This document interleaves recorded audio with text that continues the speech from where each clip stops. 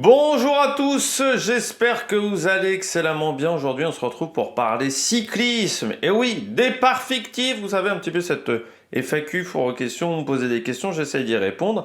Je vous avais donc demandé de poser des questions sur les Flandriennes et les Ardennaises. Alors j'ai vu qu'il y avait beaucoup de questions, il y avait des questions sur les Flandriennes et les Ardennaises, puis il y avait des questions sur d'autres domaines. Donc j'ai décidé de faire deux vidéos, une vidéo Flandrienne-Ardennaise aujourd'hui, puis il y aura une prochaine vidéo, je ne sais pas si elle sera en ligne demain, après-demain, je ne sais pas quand, mais la semaine prochaine, sur également les autres questions intéressantes que vous avez pu poser. J'ai essayé aussi de prendre des gens différents à chaque fois pour les questions. Voilà, d'essayer d'un petit peu de varier tous les intervenants. Donc n'hésitez pas à vous abonner à la chaîne, à réagir dans les commentaires, à mettre un pouce bleu, à partager la vidéo sur les réseaux sociaux, notamment auprès de vos proches. Si vous pensez que ça peut les intéresser, dans les commentaires, n'hésitez pas à me dire. N'hésitez pas à me dire si la vidéo vous plaît, tout simplement.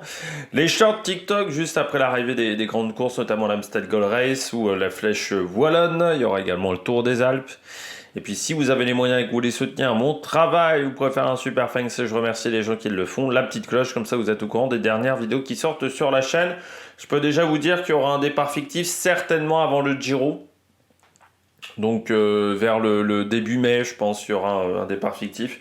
Je suis en train de commencer à préparer le Giro. Donc j'ai étudié les différentes étapes. Je crois qu'il me reste plus que 3-4 étapes vraiment où j'ai étudié les profils. Par contre, il y a toujours la partie histoire. Ça, je n'ai pas encore commencé. Enfin, j'ai juste repéré les étapes et ce genre de choses. Donc voilà, il me reste encore beaucoup de boulot. Sur le Giro comme sur le Tour de France, c'est des périodes de l'année assez intenses. Au niveau préparation, c'est des vidéos qui demandent beaucoup de préparation. On commence, première question de Mathis Jim. Alors, je m'excuse pour les noms parce que j'ai un petit reflet. Au vu des Flandriennes de cette année et du palmarès de Mathieu Van Der Poel, est-il selon toi le meilleur coureur de classique de tous les temps? Sinon, qui est devant lui et que lui manque-t-il pour prétendre être le meilleur? C'est toujours difficile à répondre à ce type de questions. Avant, c'était un petit peu plus simple parce qu'il y avait la Coupe du Monde des classiques. Avant l'arrivée du World Tour, avant le Pro Tour qui était l'ancêtre, donc avant 2005, il y avait une compétition qui s'appelait la Coupe du Monde UCI des classiques. Je ne sais plus c'était quoi le vrai nom officiel de cette compétition, qui je crois a duré de 91 à 2005, enfin 2004 pour la dernière année, qui regroupait toutes les grandes classiques du calendrier. Donc il y avait, je crois, Paris-Tour, il y avait Milan-San Remo, Bretagne classique, il y avait les 5 monuments, il y avait Grand Prix de Plouay aussi. Enfin voilà, il y avait une dizaine de compétitions. Et c'était que des classiques d'un jour. Donc ça permettait vraiment de savoir qui était le meilleur coureur de classique au moins d'une saison. C'est vrai que maintenant, le classement World Tour est un petit peu différent, donc c'est un petit peu plus dur à voir. Il fait partie des meilleurs, ça c'est sûr. Parce que c'est l'un des rares déjà en plus d'avoir les Flandriennes, qui a aussi Milan-San Remo, qui a aussi l'Amstel, par exemple, à son nombre de courses. Donc ça, c'est vrai que c'est assez impressionnant. Le fait d'avoir réussi le doublé Roubaix, Tour des Flandres, ça te place quand même dans une certaine catégorie de coureurs. Ça peut, on réussit à le faire et à le mettre en place. Moi, j'irais quand même dans les grands coureurs de classique pour moi. Il y a Gilbert, il y a Philippe Gilbert. Parce que à la fois aussi flandrienne, ardennaise. Il a gagné 4 des 5 monuments. Si tu rajoutes à ça, il a gagné aussi Paris-Tour. Et à l'époque où il a gagné Paris-Tour, il y avait quand même un petit peu de monde au départ. C'était encore World Tour. Enfin, c'était Pro Tour à l'époque, mais c'était encore une course de première division, on va dire, Paris-Tour. Donc, moi, je dirais qu'il y a Gilbert. Philippe Gilbert me semble devant. Il y a aussi un titre de champion du monde d'un côté comme de l'autre. Mousseau a aussi un gros palmarès. Je mettrais Johan Mousseau. Gros palmarès sur ces épreuves-là. Je mettrais, par exemple, devant Van Der Poel, je mettrais Gilbert, je mettrais Mousseau encore. Bon, forcément Eddy Merckx, mais Eddy Merckx, est-ce qu'on peut vraiment le qualifier de coureur de classique? Il était bon partout, un peu comme Pogacar, c'est un peu dur hein, de classer ces coureurs-là. Il lui manque pas grand-chose. Il lui manque peut-être Liège, ça le ferait passer dans une autre catégorie. Il lui manque surtout... c'est toujours compliqué de parler de coureurs en activité en plus. Souvent, les coureurs en activité, on a tendance à les classer un peu moins bien que les coureurs qu'on finit leur carrière. Mais je dirais quoi? Il y a Philippe Gilbert, moi je mettrais Gilbert Mousseau. Gilbert, moi j'ai connu Philippe Gilbert, j'ai connu toute la carrière de Philippe Gilbert. J'ai moins connu Mousseau, mais j'ai connu la fin de Mousseau. Mais Philippe Gilbert, il a réussi à s'imposer quand même sur des terrains qui étaient très très différents. Il n'en a pas raté beaucoup de classiques. Gilbert, il n'y a que Milan, San Remo au final. Qui était aussi une course qui se courait différemment à son époque. Ça roulait un peu moins fort qu'aujourd'hui. Moi, je mettrais Van Der Poel dans le top 5 aujourd'hui. Déjà, ce qui est déjà fort hein, en étant en activité, mais je mettrais dans le top 5. Ouais. Je pense qu'il y a Philippe Gilbert, il y a Mousseau. Puis je dois en rater. Je dois rater des coureurs des années 70. Plancart était pas mal aussi dans les années 70.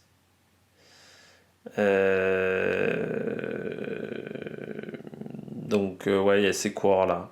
Sean Kelly était pas mal aussi. Hein. Sean Kelly aussi. Hein. Il en a gagné quelques-unes de courses. Aussi. Donc voilà, je mettrais qu'il y a ces quelques coureurs-là, mais pour moi, il est dans le top 5. Mais c'est toujours dur. Je trouve que c'est toujours dur de déterminer qui est vraiment le meilleur. Parce qu'il faut aussi prendre en compte que ce sont des époques différentes. Donc par exemple, Boonen, moi je le mettrais pas. Je le mettrais parmi les meilleurs Flandriens, mais sur les classiques. Et la question c'est les classiques. Pour moi, il y a aussi les Ardennaises. Et Boonen sur les Ardennaises, il n'a jamais gagné l'Amstel. Pour moi, par exemple, Philippe Gilbert, c'est au-dessus de Tom Boonen en termes de palmarès. Peut-être choquer des gens, mais pour moi, c'est au-dessus. Clément Texier. Que penses-tu de la performance des frères Van Dijk sur les Flandriennes chez Visma? Je les ai trouvés très bons sur Roubaix. J'en ai pas parlé sur Roubaix des frères Van Dijk. Parce qu'il n'y avait plus la place. Voilà. En parlant de la chicane, en parlant d'une course qui a quand même été intense, c'était un petit peu compliqué de tout mettre. Donc j'ai pas mis les frères Van Dijk. Mais je trouve que ça sauve presque même la course de la Visma Lisobike. Quand on regarde bien. Parce que c'est vrai qu'ils ont été visibles sur une course, on ne s'attendait pas à grand chose de la part de cette équipe du fait que ça avait été quand même compliqué avec un Laporte qui était seulement de retour donc c'est vrai que c'était pas évident même si il fait 16 Tim Van Dijk, ce qui est plutôt pas mal. Van Mick fait 19, ils sont toujours fourrants ensemble les deux, donc c'est plutôt pas mal. Après sur les autres Flandriennes, du côté de Tim Van Dijk, il est 30e du Tour des Flandres, 118 d'à travers, 45e de Gand. Pour Mick, c'est 42e du Tour des Flandres, 38 d'à travers la Flandre, 85e de Gand. Je sais pas s'il avait fait le week-end d'ouverture. Non, il n'y a aucun des deux qui avait fait le week-end d'ouverture. Je trouve que c'était quand même intéressant sur Roubaix. Après, c'est des coureurs qui sont assez surprenants parce que les frères Van Dijk, quand ils sont arrivés, ils étaient très très prometteurs. Parce que ça fait partie des coureurs qui sont passés par l'équipe de développement. Que ça soit Mick et Tim, c'était des coureurs très très ultra prometteurs. Puis c'est vrai que dans leurs premières années en World Tour, ils ont souvent eu un rôle d'équipier plus qu'un rôle vraiment de top leader. Aussi, il faut le dire, hein, dans cette formation, c'est quand même bien, la route est quand même bien barrée. Donc, c'était pas forcément évident. C'est deux coureurs qui sont en fin de contrat aussi, hein. Donc faut le prendre en compte. Il y a des formations qui pourraient être intéressées. Je pense là des SM par exemple pourraient être intéressées. Mais ça montre que les résultats sont en progrès pour ces coureurs-là. On est sur des coureurs qui avaient été performants sur le Flanders Tomorrow Tour, qui est quand même une course un petit peu de référence, qui n'aura pas lieu cette année, mais qui est une course un petit peu référence sur les classiques pour les jeunes coureurs. Mais jusqu'à maintenant, pour moi, ils n'avaient pas vraiment montré leur potentiel sur les grandes épreuves. Sur Roubaix, on a vu des bonnes choses. Donc ça sera à confirmer sur la suite. Sachant qu'ils n'étaient pas vraiment prévus sur Roubaix, hein. Je crois au tout début, il a fallu aussi qu'il n'y ait pas Van Aert, je pense que pour que les deux participent. Mais c'est sûr que si on compare à d'autres coureurs, comme Tratnik par exemple, qui au final a été transparent après, après sa victoire sur le Het Nieuwsblad, ben, je trouve que c'était pas mal du côté des Van Dijk sur Paris-Roubaix. Donc je dirais un bon Paris-Roubaix qui appelle peut-être à ce qu'ils aient plus de responsabilités dans les années à venir. Mais la grande question est de savoir si dans les années à venir, ils resteront chez Visma Lease the Bike. Mais oui, Paris-Roubaix intéressant. Après, sur les autres classiques, je ne m'étais pas hyper intéressé à eux. J'ai été surpris, surtout à Roubaix, quand je les ai vus tenter des choses. C'était pas mal. Ils ont été assez offensifs sur Roubaix. Quentin Brard, question numéro 3. Les 3 équipes pour toi les plus décevantes des classiques pour l'instant et l'équipe Révélation. L'équipe Révélation, ça n'a pas été facile. J'ai réfléchi assez longuement pour l'équipe Révélation. Pour moi, l'équipe Révélation, je mettrais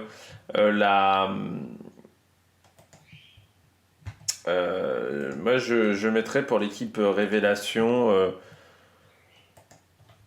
J'ai oublié. J'avais noté une équipe. Oui, si, la Movistar. Je vais y arriver. La Movistar. J'ai hésité entre la Movistar et la Lidl Trek. Parce que je trouve que la Lidl Trek, en termes de densité, ils ont été quand même très costauds sur certaines épreuves. Moi, je m'attendais à voir Pedersen, mais je m'attendais pas à ce qu'ils contrôlent parfois certaines épreuves du côté de la Lidl Trek. Même si, c'est dommage, ils se sont plantés sur les 2 grosses. Enfin, ils se sont plantés, ils n'ont pas eu un podium ou un gros résultat sur les... Que ce soit le Tour de Flandre ou que ce soit Paris-Roubaix. Mais je trouve que c'était pas mal. Donc il y avait une belle progression dans cette structure. Petit souci d'enregistrement. Mais du côté de la Movistar, c'était pas mal avec Garcia Cortina, avec Lascano. C'est dommage, ils n'ont pas des résultats sur les 2 grosses courses en fait de leur saison. Mais depuis l'année dernière, on sent que ça fait depuis 2-3 ans que c'est quand même une structure qui essaye de mettre en place des choses sur les Flandriennes. Avant, c'était quand même plutôt des échappées, hein, les résultats que la Movistar pouvait obtenir sur ce type de course. Maintenant, ils essayent de les obtenir un peu plus à la régulière.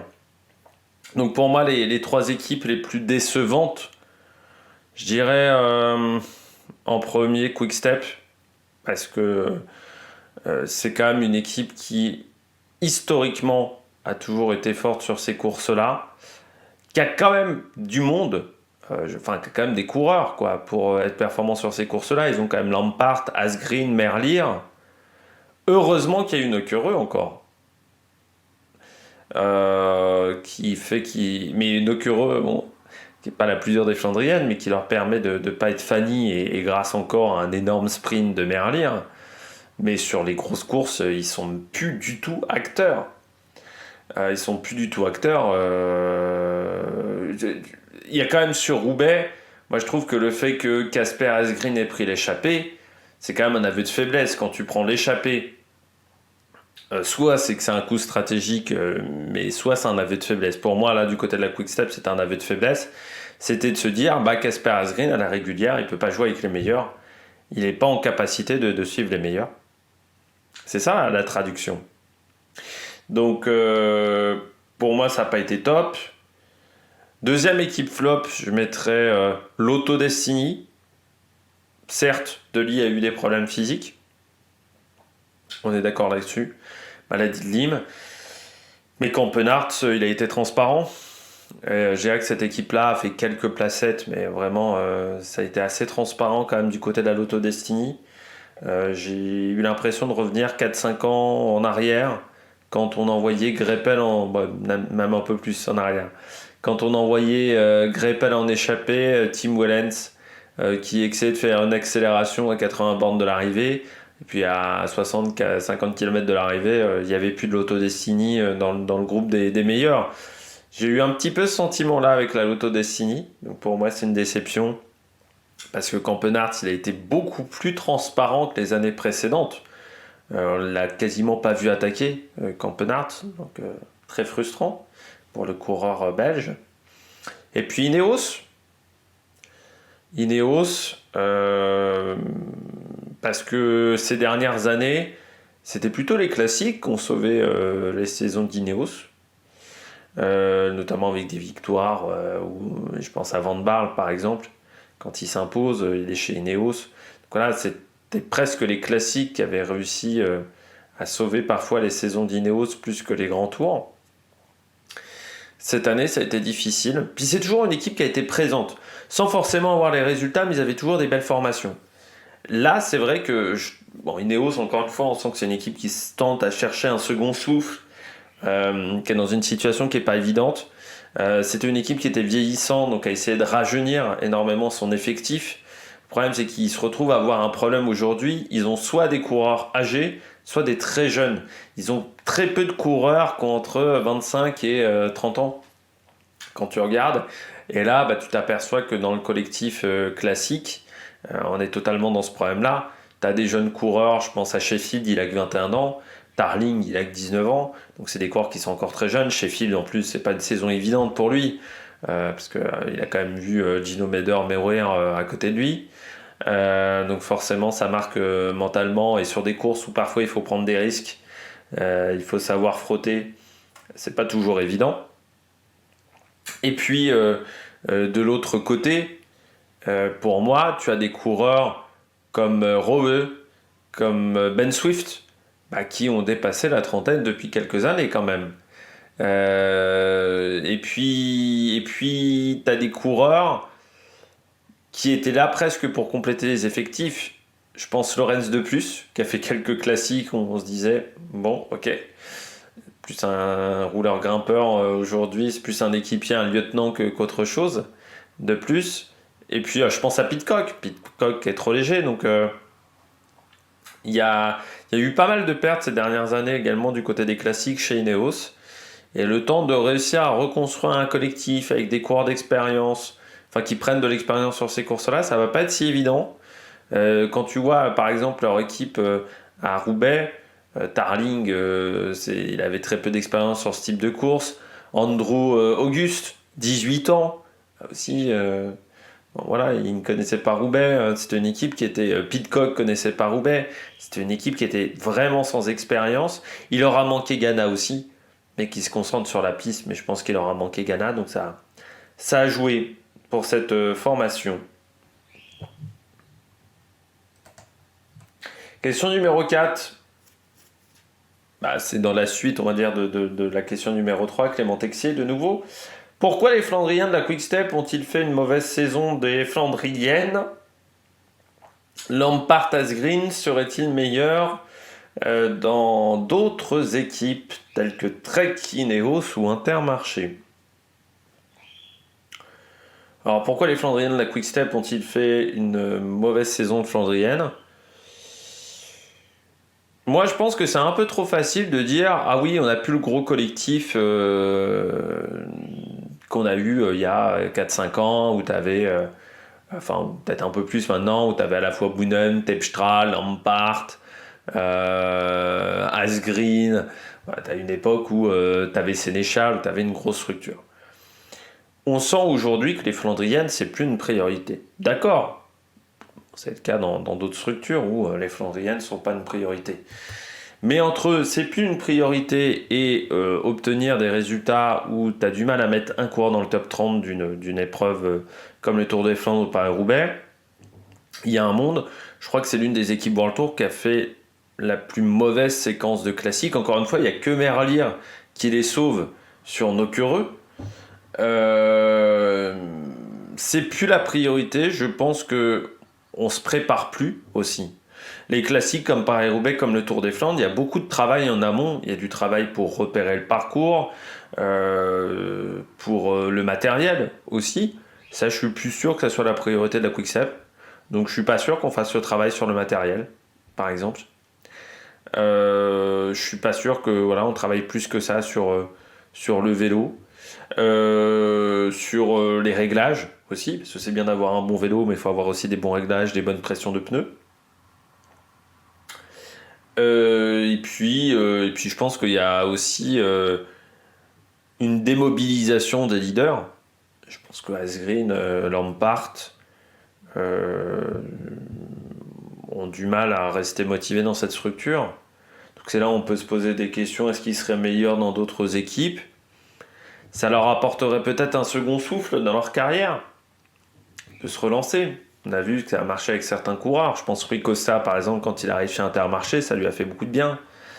Euh, donc oui, ça peut être une possibilité. Euh, mais Asgreen, en ce moment, il est quand même un peu au fond du trou. C'est-à-dire, quand tu regardes ses résultats, quand même, en ce moment, Asgreen, pas que sur les courses flandriennes, si tu regardes les contre-la-montre, c'est bon, c'est un peu dur ces dernières années. Heureusement qu'il y a ces victoires sur le Tour de France, parce que sinon c'est un peu compliqué. Lampart, je pense qu'il a voulu être bon sur le contre-la-montre et qu'il s'est peut-être un peu perdu en oubliant un peu les courses flandriennes. Et puis après, je pense qu'il y a aussi une dynamique qui n'est pas très positive dans cette structure sur les flandriennes. C'est-à-dire que tu sais que les années précédentes, ça s'est pas bien passé. Donc déjà, tu arrives avec appréhension sur ces courses-là. Tu t'aperçois quand même que les effectifs qui y sont au départ sont parfois extrêmement faibles. Et puis, oui, il y a une mauvaise ambiance. Enfin, il y a une mauvaise ambiance. C'est-à-dire que le fait vert, même s'il dit c'est plus notre priorité, c'est plus notre priorité, il leur met quand même toujours la pression. Je suis pas sûr que ce soit la meilleure idée de management. Et puis, oui, des fois, tu te dis, bon, il y a quand même des trucs bizarres qui se passent dans cette structure, quoi, qui ne se seraient pas passés il y a 4 ou 5 ans. Là, par exemple, quand là, j'ai appris il y a 2 jours que Alaphilippe a couru avec une fracture du genou, je me dis déjà, quel médecin l'a autorisé à courir? Je ne sais pas si les managers, enfin les directeurs d'équipe savaient ça, mais je me dis, il faut quand même mettre taré pour envoyer un coureur au casse-pipe à ce niveau-là. Je me dis aussi que quand tu t'appelles Julien Alaphilippe, bah, c'est pas l'idée du siècle non plus d'aller sur les pavés dans cette condition-là, mais je me dis ça serait pas arrivé il y a 5 ou 6 ans. Donc ça montre bien qu'il y a un souci chez Quick-Step. Autre que juste les coureurs sont pas bons, autre que juste Patrick Lefebvre aussi. Il y a un problème plus global d'un management qui est aux fraises, de coureurs qui sont démotivés, et on ne travaille plus de manière professionnelle.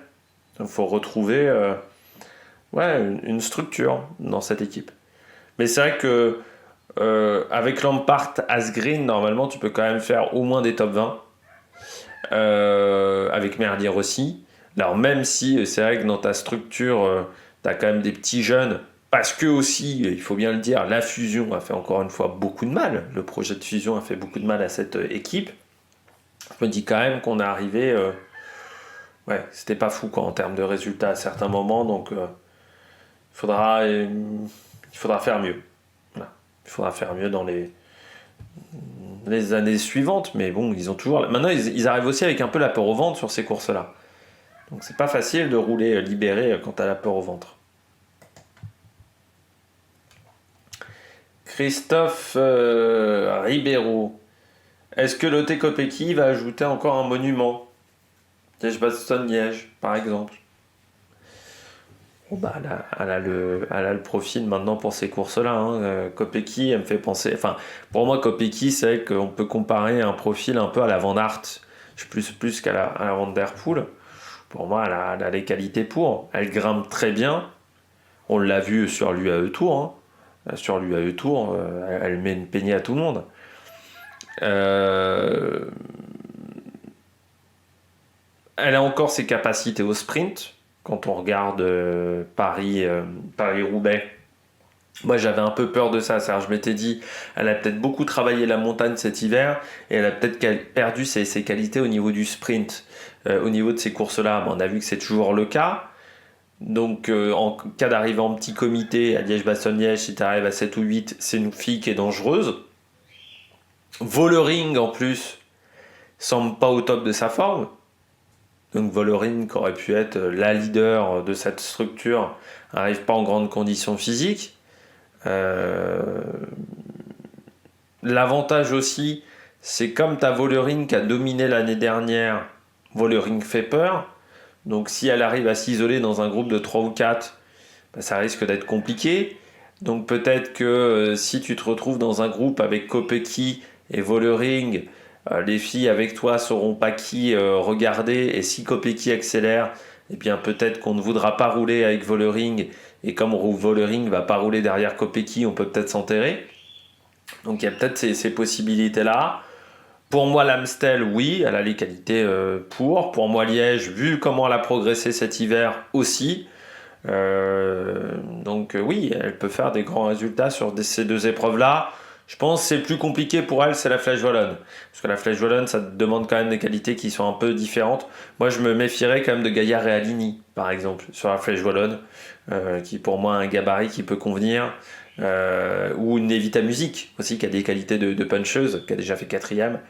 Je pense que le Kopecky a un peu plus de mal sur la Flèche Wallonne, mais je dirais que sur l'Amstel comme sur Liège, avec en plus maintenant le fait que Liège soit sur le plat, c'est une fille qui peut être performante sur ce type de course. Et puis Vollering, encore une fois, semble pas au top. Et puis autant il y a des filles qui ont parfois du mal à enchaîner après un titre de championne du monde, autant elle est repartie sur les chapeaux de roue direct. C'est comme Van Der Poel, c'est-à-dire le titre de champion du monde les a absolument pas gênés. Parfois c'est compliqué de relancer la machine, eux pas du tout. Ils ont relancé magnifiquement bien.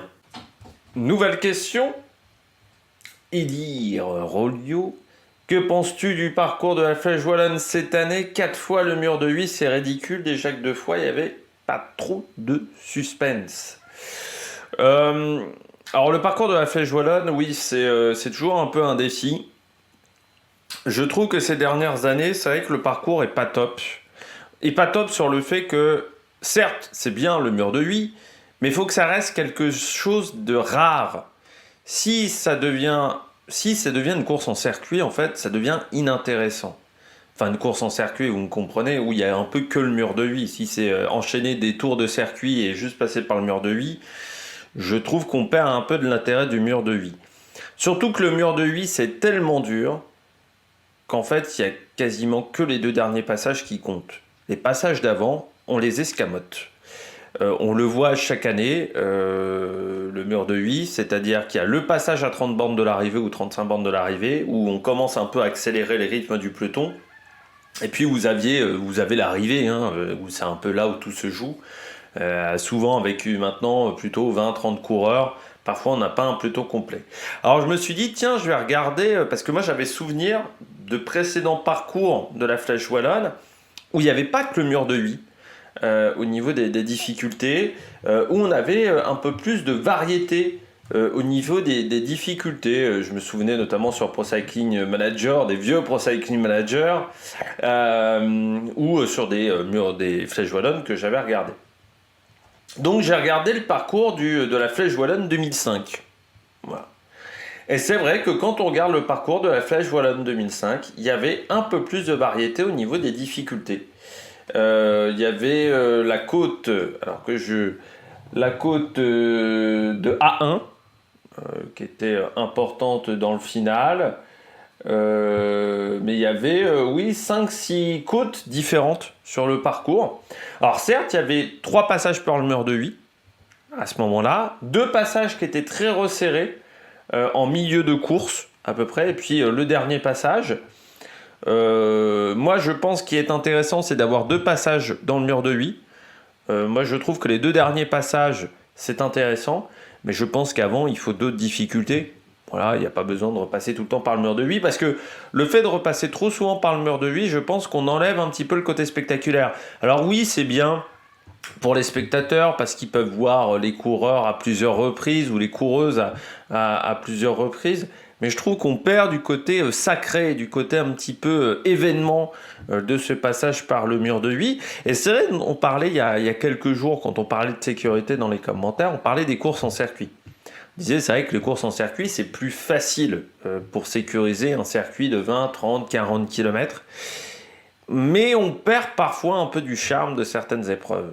Alors je trouve que c'est bien que certaines courses soient en circuit, mais il ne faut pas que toutes les courses soient en circuit. Je trouve. Sinon on perd un peu de certains charmes. Et je trouve que la Flèche Wallonne, c'est bien, on va dire, dans l'idée d'avoir peut-être 2 passages par le mur de 8, mais pas plus. Et pour moi, il faudrait trouver d'autres difficultés. Il y a d'autres difficultés dans ce coin-là. En plus, on oublie certaines côtes qu'on prenait il y a 10 ans, il y a 15 ans, qui n'étaient peut-être pas les côtes les plus dures du monde, mais qui permettaient de faire un petit peu d'écrémage, un petit peu de fatigue. Donc voilà, ça pourrait être intéressant aussi d'utiliser d'autres parcours. Enfin, moi, je trouve que ça serait bien. Voilà. Puis ça apporterait un peu de variété, puisque c'est vrai que maintenant, on a l'impression qu'à part le mur de 8, il n'y a pas grand-chose d'autre. L'endimanché du ciné. Je vois bien Benoît claquer une ardennaise et toi, ça me ferait plaisir pour lui en tout cas, et ça ferait du bien à la Visma Lease a Bike, vraiment maudite ces derniers jours. Oui, ça ferait du bien une victoire de la Visma Lease a Bike, mais moi je vois pas. Enfin, Benoît, pourquoi pas sur l'Amstel, mais je trouve que Benoît est quand même moins fort que les années précédentes. J'ai trouvé que moi, sur les classiques flandriennes, il était moins fort. C'est vrai que souvent, il arrivait quand même à faire un premier écrémage. Je trouve que il n'a pas réussi à faire vraiment de grosses différences par rapport à 2023, par rapport à 2022. Et à la différence, moi, je dirais, à la Visma Lease a Bike, je verrais peut-être plus un Jorgensen. Je trouve que Jorgensen a fait quand même des bonnes choses en course, que ça soit depuis Paris-Nice, mais c'est vrai que je trouve qu'il est sur une très très belle dynamique en ce moment, Jorgensen. Donc je verrais peut-être plus Jorgensen que Tige Benoît. Mais Benoît, pourquoi pas sur l'Amstel, puisqu'il a déjà fait un résultat sur l'Amstel, en plus je crois me rappeler. Mais c'est vrai que je trouve que pour le moment sur les Flandriennes c'est un peu en dessous. Mais oui, ça serait bien que la Visma remporte une belle course, une grosse course. Parce que entre Vingegaard, en plus Vingegaard, semblerait que l'état du poumon soit beaucoup plus grave que lors des premières analyses, parce qu'il semblerait qu'il ne puisse pas être rapatrié au Danemark, qu'il soit bloqué au Pays Basque. Donc la situation semble plus sévère que prévu. Vous avez Van Aert qui est toujours pas remis et qui ne pourra pas faire le Giro. Alors ce qui fait que sur le Giro, on a pris Laporte, qui n'était pas prévu au départ sur le Giro. Je ne sais plus qui aussi ne peut pas faire le Giro. Parmi les coureurs qui étaient prévus au départ. C'est pas Kruijswijk qui peut pas faire le Giro. Je sais plus si c'est pas Kruijswijk ou Kelderman. C'est un des deux qui peut pas faire le Giro. Laporte, en plus, on sait pas trop il va faire le Giro dans quelles conditions. Parce que physiquement, il était pas au top ces derniers temps. Donc ouais, c'est compliqué. C'est compliqué pour la structure, beaucoup de blessures. Et ils sont pas habitués à ça ces dernières années, Visma. Donc on va voir comment ils vont réussir à relever la tête. Autre question, Liam Damery, bonjour, encore merci pour ces super vidéos, c'est un grand plaisir de vous écouter. Première question, que penses-tu des performances de la Groupama FDJ sur les Flandriennes en comprenant Roubaix? Une déception avec un Tour des Flandres raté ou une réussite avec une très belle perf sur le Paris-Roubaix? T'as bien résumé l'idée. Mi-figue, mi-raisin, la Groupama FDJ, mi-figue, mi-raisin. Oui, Paris-Roubaix c'est bien. Je dirais Kung, on sent que c'est une course qui... Je pense qu'il aime plus Roubaix que le Tour des Flandres, Kung. Un peu comme Cancellara, quoi. C'est vrai que dans l'idée, c'est un peu... c'est des courses qui conviennent très bien aux rouleurs. Paris-Roubaix, ça convient très très bien aux rouleurs. Donc c'est vrai que ça s'est bien passé à Roubaix. J'ai l'impression que pour Kung, cette saison de classique flandrienne se terminait trop tôt. Je pense que le fait de ne pas avoir fait petit Reno Adriatico ça a modifié complètement sa préparation et sa condition physique. Il arrive en forme trop tard, il n'avait pas assez de jours de course, je pense, quand il a attaqué les classiques. C'est pour ça qu'il arrive presque en forme sur la fin de cette séquence de Flandrienne. Il y a eu Pitty, qui a été la belle surprise de cette équipe. Laurens Pitty, qui a été très présent. Mais là encore, comme je disais, mi-figue, mi-raisin. C'est-à-dire que bon, je commence avec Kung, il finit bien, mais il a commencé assez loin. Du côté de Laurens Pitty, certes, il a été présent sur les courses, il a été animateur de ces courses-là, mais à part Roubaix, il n'y a pas les résultats. Il n'y a pas les résultats au classement de ces épreuves-là. Donc heureusement, il y a eu Roubaix. Mais c'est vrai que sur les autres, il n'y avait pas ces classements-là. Et puis encore, que tu te dis qu'à Roubaix, il peut peut-être faire 5. S'il tombe pas, il finit à 30 secondes, même pas de Kung, tu dis il peut peut-être faire 5. Ensuite, la grande question, c'est que Pitty devrait, encore selon les rumeurs, rejoindre Bora. Selon les rumeurs, encore une fois. Donc à prendre au conditionnel. Donc ça serait une grosse perte pour cette structure. Et puis Madouas, lui, c'est complètement foiré. Hein. Il a été inexistant sur ces courses-là. Je ne sais pas ce qui s'est passé pour Madouas, mais inexistant. Début de saison très discret pour Madouas, que ce soit le Tour de l'Algarve, les différentes classiques. Ça a été compliqué. Et ensuite, en dehors de ces coureurs-là, derrière, c'est un peu le néant. Voilà. Du côté de la Groupama. Donc, mi-figue, mi-raisin, tout simplement. Pour les Ardennaises, Paché, je le trouve pas mal. Gaudu retrouve un petit peu du poil de la bête pour la Flèche Wallonne, ça peut peut-être le faire. Et puis, t'as Lenny Martinez aussi. Je sais pas s'il est prévu. T'as Romain Grégoire. Donc, Romain Grégoire, il est sur l'Amstel. Donc, après, il y a des coureurs qui vont découvrir ces courses-là. Donc, il faut voir comment ça va se passer. Mais ça peut être intéressant de les suivre. Deuxième question, où as-tu Lapera gagner une Ardennaise cette saison? Ça me semble compliqué.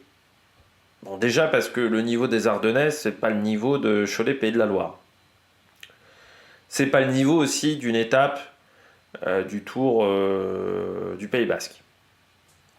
C'est un peu au-dessus. Deuxièmement, pour moi, celle qui correspond peut-être très bien au profil de Lapera, c'est l'Amstel. Sauf que pour moi, l'Amstel, pour les débutants, c'est un enfer. Voilà, avec tous ces changements de direction, encore une fois, ces voitures sur le bord des routes. Pour moi, il faut de l'expérience, un peu d'expérience. Il faut connaître ce coin-là. Surtout qu'à part la Volta Limbourg classique, t'as pas de course qui te prépare à cette épreuve, l'Amstel. Et puis, le problème de Lapera, si on va un petit peu plus loin, c'est qu'il a un autre coureur qui est très en forme dans sa structure, c'est Cosnefroy. Et qu'en fait, t'as Cosnefroy, t'as Dorian Godon aussi. Donc c'est compliqué. T'as Pierre Gauthera qui arrive au sprint potentiellement. Donc t'as quand même des coureurs qui peuvent lui passer devant. Donc je pense que ça va être un équipier important. Mais je pense qu'il sera plus lieutenant de Cosnefroy. Et pourquoi pas l'Amstel s'il est encore là dans le final. Mais je le vois plus en lieutenant de Benoît Cosnefroy. Mais pour moi, voilà, ça va être une première expérience pour lui sur ces épreuves-là. Donc il faut qu'il prenne un petit peu de l'expérience sur ces courses-là pour voir ce que ça va donner pour lui. Voilà, faut qu'il découvre ces épreuves. Ça va être important pour lui de découvrir ces grandes classiques.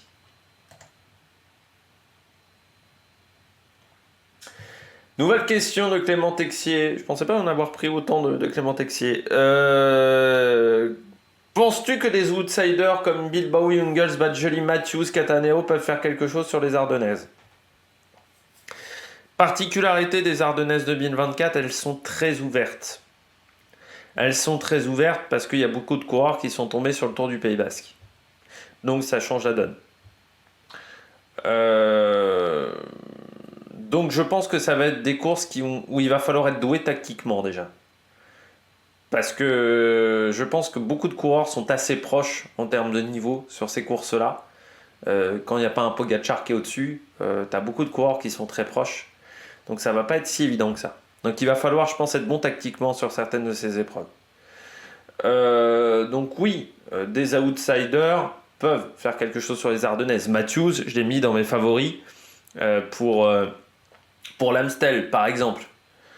Badjoli, plus compliqué. Là, sur les noms que tu m'as donnés, Badjoli, plus compliqué. Je trouve qu'il fait un début de saison qui est très discret. Et puis, il y a Skelmose dans son équipe.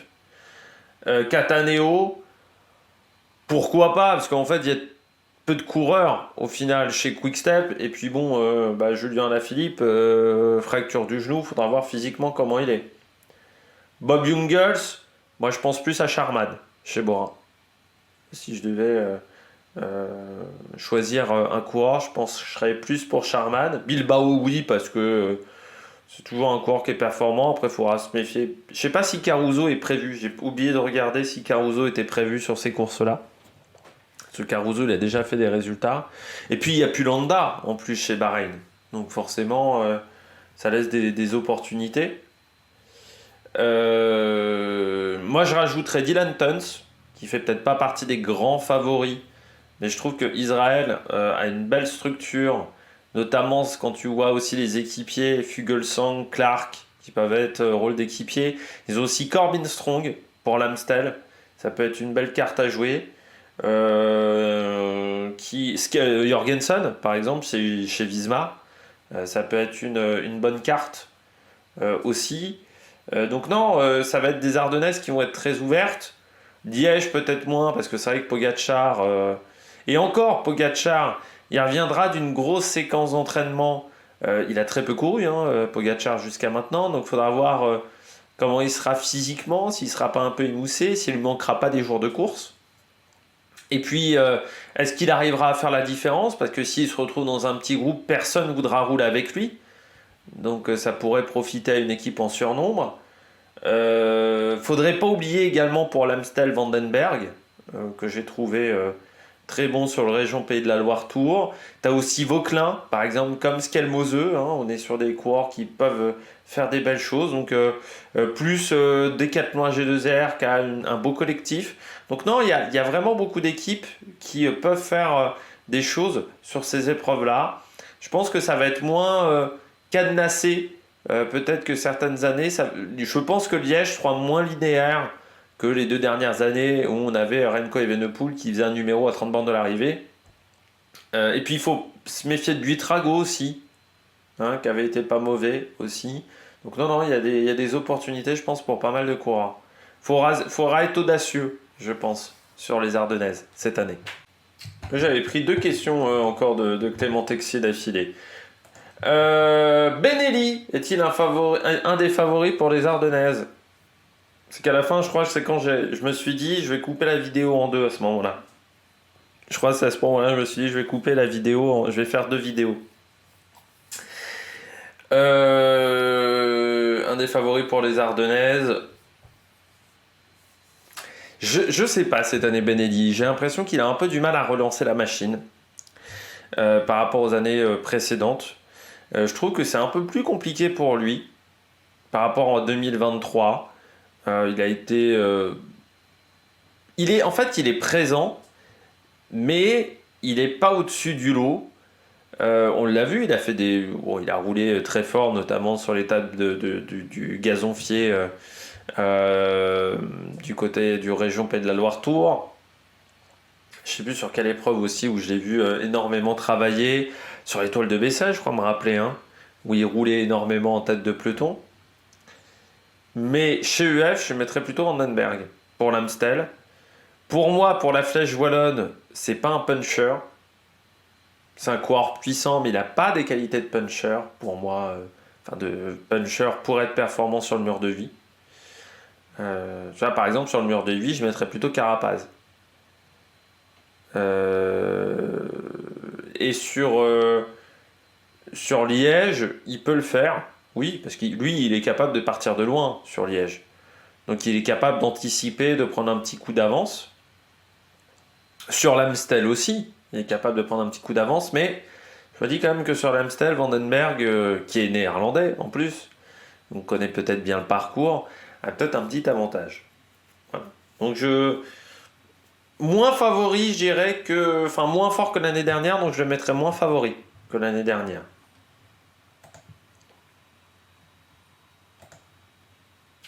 Dernière question. Est-ce qu'un Français peut terminer sur le podium? Dans le podium, c'est plus rare. Euh, faut l'avoir fabriqué dans ce cas-là. Mais est-ce qu'un Français peut terminer sur le podium? Je pense donc des Ardennaises. Oui. Oui, un Français peut déjà parce que ces dernières années, c'est quand même des courses qui nous ont plutôt réussi. Je pense qu'on a plus de chances de réussir à faire podium sur les Ardennaises que sur les Flandriennes. Notamment avec Benoît Cosnefroy, qui je trouve a une bonne condition physique. Je mettrais Romain Grégoire, qui est quand même très performant et qui est pas mauvais sur les courses avec du kilométrage. Je mettrais donc le collectif Décathlon. Vauquelin, pour moi, a les qualités pour être performant sur ces courses-là aussi. Après, lui, il a peut-être un collectif autour de lui qui est plus faible. Moi, je mettrais peut-être Cofidis, qui a moins de ces possibilités-là. Alors, quoi qu'il y a Yannis Aguirre. Mais techniquement, pour moi, que ça soit Groupama, que ça soit donc Vauquelin, que ça soit Décathlon, ils ont les qualités pour le faire. Sur ce type de profil-là, faudrait pas négliger Warren Barguil, même si ces derniers temps c'est un petit peu plus compliqué. Il faudra voir quel sera le leader entre Warren Barguil et Oscar Hanley, par exemple. Mais oui, je pense qu'un Français peut monter, peut terminer sur le podium. Je mettrais peut-être plus sur l'Amstel que sur les autres. Du côté de Julien Alaphilippe, je vous ai pas parlé de Julien Alaphilippe, mais c'est vrai que j'ai été un petit peu refroidi par sa fracture du genou. Hein, je vais pas vous mentir. Après, on verra. Il a quand même réussi à faire Milan-San Remo, donc, mais est-ce que ça s'est bien remis? Est-ce que ça s'est pas dégradé? Ça, c'est une grande question. Mais oui, il y a les opportunités pour monter sur le podium. Encore une fois, c'est des courses qui vont être, je pense, moins cadenassées que les années précédentes.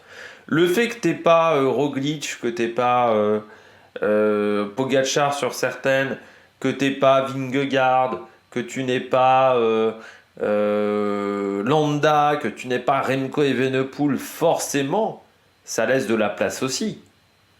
Donc il y a des coureurs qui peuvent peut-être s'en sortir. Mais oui, puis il y a déjà des... Encore une fois, Gaudu, il a déjà fait podium de Liège. Vous avez Cosnefroy qui a déjà fait podium de l'Amstel. Bon, Julien qui a déjà remporté la Flèche Wallonne. Mais on a c'est des courses qui nous réussissent, c'est des courses où on s'en sort bien.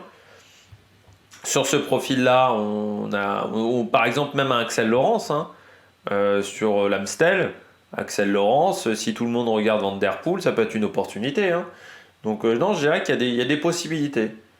On est outsider. Là, on a pas mal d'outsiders quand même. On n'est pas favori numéro 1, mais on a des outsiders. Donc outsider, ça peut monter sur le podium. C'était la dernière question. Donc je rappelle qu'il y aura un autre épisode de Départ Fictif sur d'autres questions qui sera, on va dire, au mois d'avril, mais qui sera sur d'autres questions, notamment on m'a parlé des chutes, notamment on m'a parlé du spectacle, on m'a parlé du Tour de France également, donc ça sera dans une autre vidéo. D'ici là, n'hésitez pas à vous abonner à la chaîne, à réagir dans les commentaires, à mettre un pouce bleu, et puis nous, on se retrouve pour de nouvelles aventures sur l'Amérique Production. Ciao ciao.